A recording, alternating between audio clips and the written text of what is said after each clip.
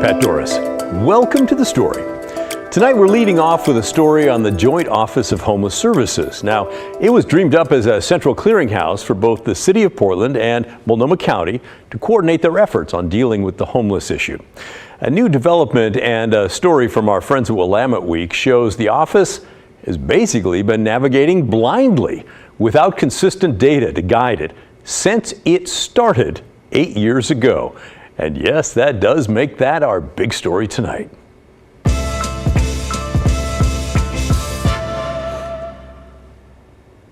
The issue of whether the Joint Office of Homeless Services knows what it's doing is kind of a big one because it takes in hundreds of millions of dollars of your tax money, then distributes that money to a couple of hundred nonprofits who are part of the effort to help with the problem.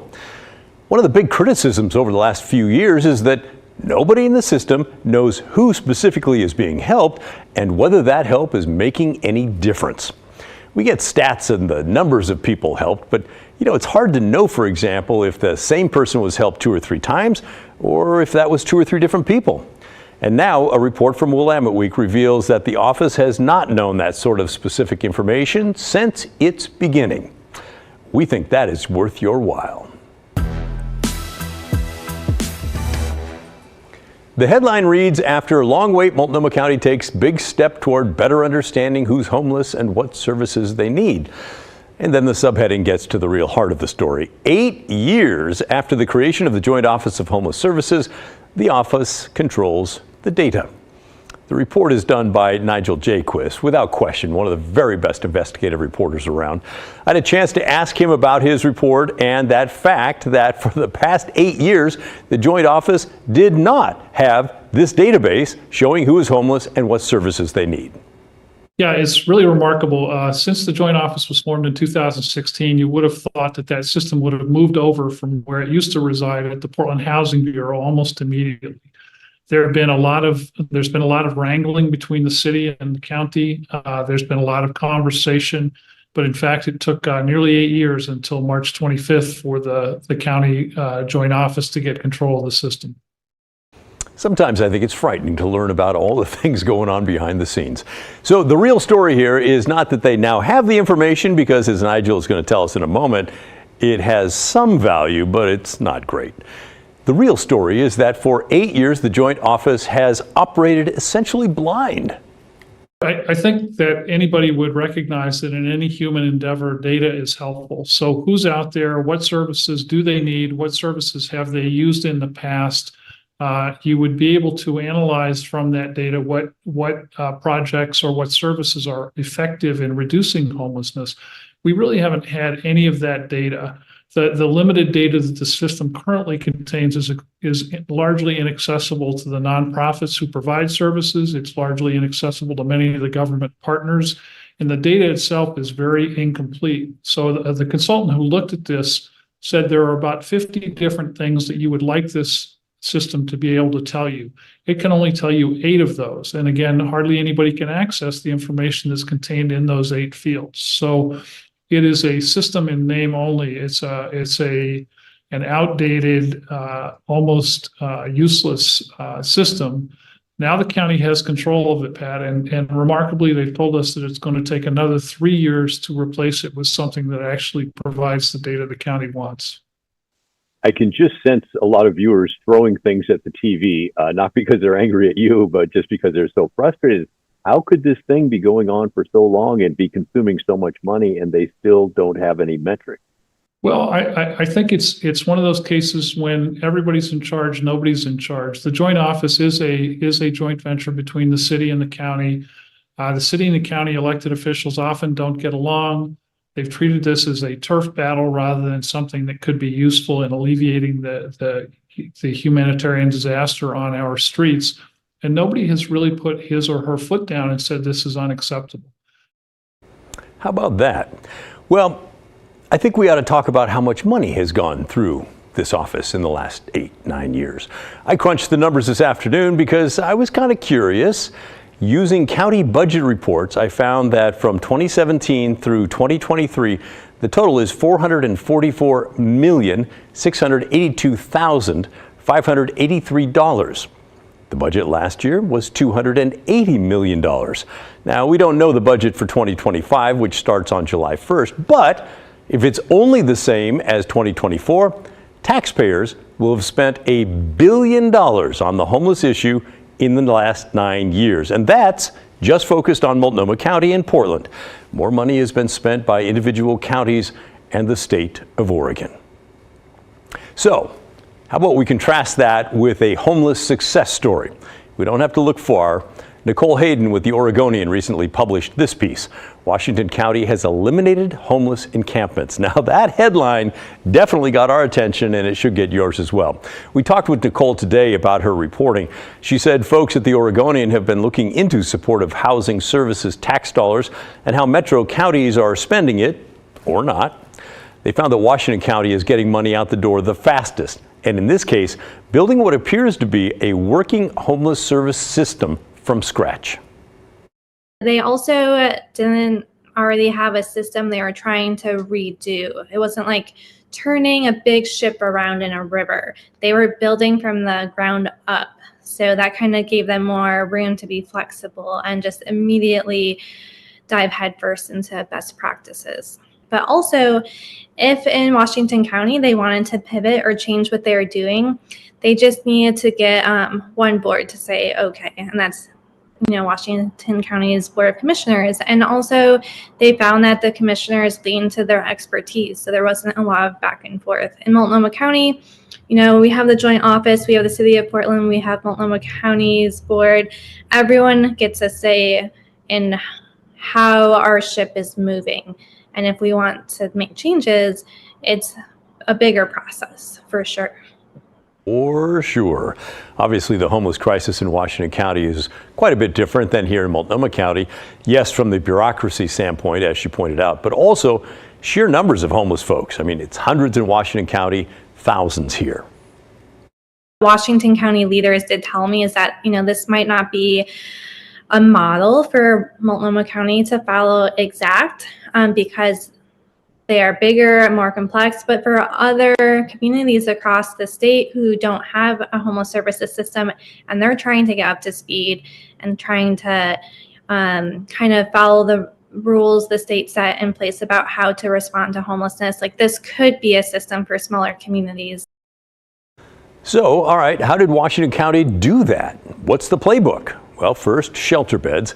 Over 2 years, Washington County went from 46 beds to 426. Next, they have an outreach system. They created a by name list to track each homeless person by where they tend to sleep at night. And this line from Nicole's story really stood out to us in regards to that list. Outreach workers sat at the same table as county leaders each week to discuss each person's case. What kind of housing was available for this person? How can they re-engage with that other person who left the shelter? Where might they find him or her again? That collaboration, coupled with a massive boost in housing vouchers from 200 to more than 1,800 overnight, gave outreach workers the tools they needed. But the county didn't stop there. They divided the county into 8 regions with a different nonprofit assigned and responsible for each region. They weren't looking at a list that was hundreds and hundreds of names long.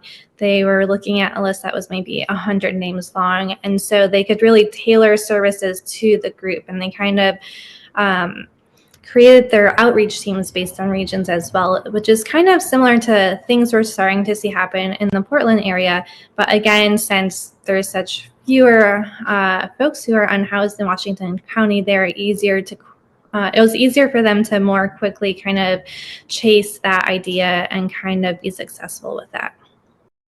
All right, well, here's the results. The first year, the county got 370 people into housing with vouchers. This is Washington County. They had missed their goal of 500, but then last year, they placed 630 people. And this year, they're well on their way to placing 500 people before the end of June, which is the end of the fiscal year. So, yeah. In Washington County, it's working. Well done. If you'd like to learn more about Washington County's efforts and hear from a woman who got off the streets there, check out Nicole's story in the Oregonian. It's definitely worth your while. At last check, it is not behind a paywall, so you're free to read the whole thing without a subscription on OregonLive.com. But Even if you need a subscription, the Oregonian's a great newspaper. Get one. All right, that's my little plug. And while we're on the topic of homeless strategy, several of you emailed us on Sunday morning regarding the segment on CBS Sunday Morning. Thanks to Ann and Tom and Larry and all the rest of you for alerting us. Inside Houston's successful strategy to reduce homelessness. According to the report, 12 years ago, Houston went all in on a concept we often hear about called housing first. Basically, spending money to get people into their own apartment, subsidize their rent, and then provide the services they need to get their lives back on track, instead of trying to fix someone's issues first or just adding shelter beds. The so-called architect of Houston's strategy, Mandy Chapman Semple, told CBS the idea that if you have no permanent place to live, that you're also going to be able to transform and tackle complex mental health issues, addiction issues, complex financial issues, it's just unrealistic. She now advises other cities on the strategy in Houston, places like Dallas, New Orleans, Oklahoma City. What do results look like? Well, in 2012, homelessness in greater Houston area is down 63% since 2012. According to the report, and more than 30,000 people have been housed. So how do you even start a program like this one? Well, in Houston's case, it was convincing dozens of unconnected agencies and nonprofits to join forces under a single umbrella overseen and operated by Houston's Coalition for the Homeless. That allowed for systems to be connected. There's a database where outreach folks can track in real time where people are camping. So far this year, 3.5 months, 750 people have been housed. The city only dismantles homeless camps after housing is found for all the occupants. But like everything, there is a bit of a catch. According to the report, Houston has a decent supply of relatively affordable housing, and it used $100 million in COVID funds to help pay rent for people, on top of other homeless dollars. But it's another piece of evidence to back the housing first concept that some cities are working to adopt. Now, I'm sure many of you have something to say about that. Housing first or services first and then housing? Share your thoughts with us, will you? By the way, I'm impressed at how many of you watch the CBS Sunday Morning News. Good show. Maybe you've got something to say about Nigel's piece in Willamette Week or Nicole's reporting in the Oregonian. Email the story at kgw.com or call and leave a voicemail, 503-226-5090. Here's another big story about homeless. One week from today, the U.S. Supreme Court will hear arguments in a case out of Little Grants Pass, Oregon. It concerns what to do about homeless camping. It's a case that will have implications on homeless policy across the country. Let me refresh your memory. The case is called Johnson v. Grants Pass. It started when a group of homeless people sued the city over several ordinances punishing people for public camping. Anyone caught sleeping on sidewalk, streets, or city parks would face a fine of $295, and fines could go up to $1,200 and 30 days in jail if people kept sleeping on public property. Well, the Ninth Circuit Court of Appeals, that's the court that covers cases in the western U.S., they ruled in favor of the homeless people. They said the anti-camping ordinance violated another similar case that the Supreme Court decided back in 2018. That was called Martin v. Boise. And it laid the groundwork for recent homeless policy across the West. Now, in that case, the court ruled that you cannot punish people for sleeping outside, but only if they have nowhere else to go, as in shelter beds. So they ruled that it was a violation of the 8th Amendment of the U.S. Constitution prohibiting cruel and unusual punishment if you punish them for being involuntarily homeless. Martin v. Boise is the reason police cannot just go around arresting homeless people here in Portland and other cities if they aren't committing any other crimes. Grants Pass doesn't really have shelter space available apart from a transitional housing program run by a religious organization. And in order to go there, you have to follow their rules, which includes participating in their Christian religious practices. So the U.S. Supreme Court will be deciding if fining homeless people for public camping violates the 8th Amendment as cruel and unusual punishment. Now, this largely conservative court is set to start hearing arguments this coming Monday, so next Monday. The city's attorneys appealed the case up to the court, saying that the Martin case has vast unintended consequences on the homeless crisis for lots of cities. In their latest and final brief to the court ahead of Monday, they wrote, "The court can see the track record under Martin in the Ninth Circuit. sprawling encampments, rising deaths, and widespread harms to the community as localities are forced to surrender their public spaces. For the past 5 years, Martin has tied the hands of public officials in responding to the homeless crisis and tasked federal judges with making difficult decisions on complex policy issues. The Eighth Amendment supplies no workable standards to determine who is involuntarily homeless, what shelter is accessible, or when public camping prohibitions qualify as time, place, and manner restrictions. They go on to argue that people who are homeless are not forced to sleep on public property and that the Eighth Amendment has nothing to do with public camping laws. And they say encampments threaten the rest of society with sanitation problems and fire danger. Now, there is another side, the plaintiffs, the homeless people. They argue that, well, their lawyers argue for them, that the city is trying to punish them for being homeless, basically for their status. In their brief, they wrote, although the ordinances purport to criminalize the conduct of camping, punishing homeless people for resting or sleeping outside anywhere at any time when they have no access to shelter and need a blanket to survive is not the punishment of conduct in any meaningful sense of the word. It is akin to punishing the conduct of breathing outside as a homeless person.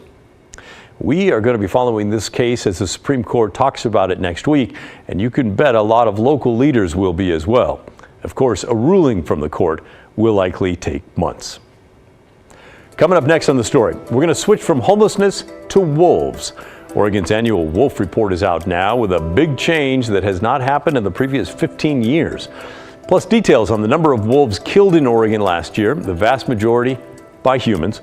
That's next when the story returns.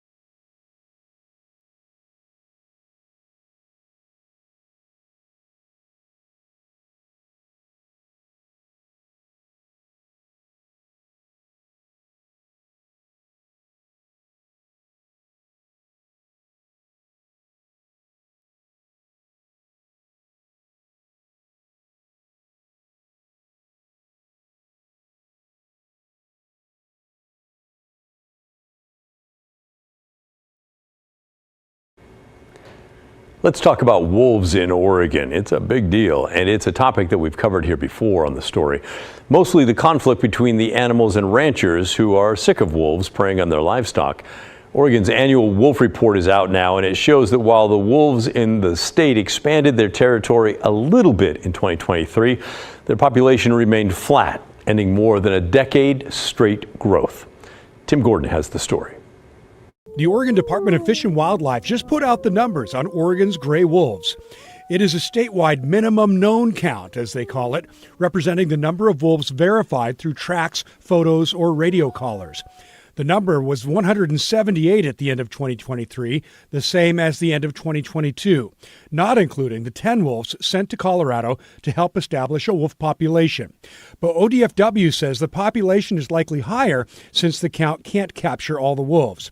That said, the report's lack of growth for the first time in 16 years is the result of outdated policies, according to the Center for Biological Diversity. And it's really, really clear that the way you're implementing things on the ground right now isn't working because it's sending Oregon's wolf population into a flat line. Amarok Weiss specializes in wolf populations for the conservation group in what's been a contentious issue since settlers came west, especially those raising livestock like cattle. Wiped out by 1947, wolves were eventually brought back with protection from the Federal Endangered Species Act. Now managed by the state, wolves can be killed under some circumstances, like when a wolf has 2 confirmed attacks on livestock in a 9-month period, despite ranchers having used non-lethal deterrent methods. I cannot underestimate the emotional trauma, the stress that the wolf is putting on ranchers. It is a game changer. Wolf attacks represent a small fraction of livestock losses, but ranchers like John Williams say they feel every bit of it. On the other side of the ledger, the latest report shows 36 known wolf deaths in Oregon. 33 of those were human-caused. 16 wolf killings were allowed by the state. 12 of the remaining deaths appear to be from illegal shooting or poisoning. These numbers are up significantly, and Weiss says it's no surprise poachers feel like they've got a green light. These results are exactly what we've been anticipating because of how many wolves the agency has been killing and for the increased level of illegal wolf killing that we've been seeing in tandem with the agency wolf killing. Wolves may be a resilient species, but they can't take that much mortality. In its report, ODFW described poaching as a growing concern and said it is working with other agencies, including state police, to address it. Tim Gordon, KGW News. Thank you, Tim. For what it's worth, ODFW did not have anyone available to talk today about the report, but they did point out that parts of Northeast Oregon are hotspots for wolf and livestock conflict, as it's called. And despite more non-lethal deterrents used against wolves, those conflicts increased by 27% last year. Stay with us. We're digging for old right after this.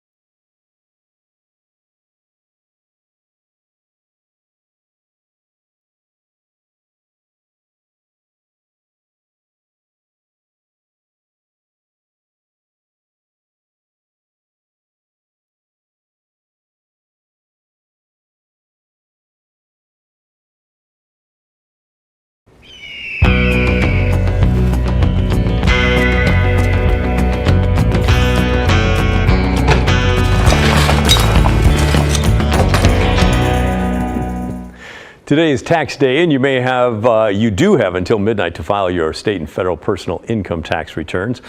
The Oregon Department of Revenue says as of this morning, they've already processed 1.67 million returns, but hey, they were expecting 2.2 million, so some of you only have a few hours to get going. If you're watching us live, that is. But taxes got us thinking about tax-related items in the Oregon Historical Society's collection. This one fits with Portland's bike town reputation. It's a metal tag to prove that you paid Multnomah County's bicycle tax way back in 1900. Yeah, the county instituted the tax in 1899. It was meant to fund the building of bike paths and other infrastructure for wheelmen, as they were known at the time. But it was ruled unconstitutional by the Oregon Supreme Court in 1900. This tag was donated by former governor of Oregon, Vic Atiyeh, back in 1973.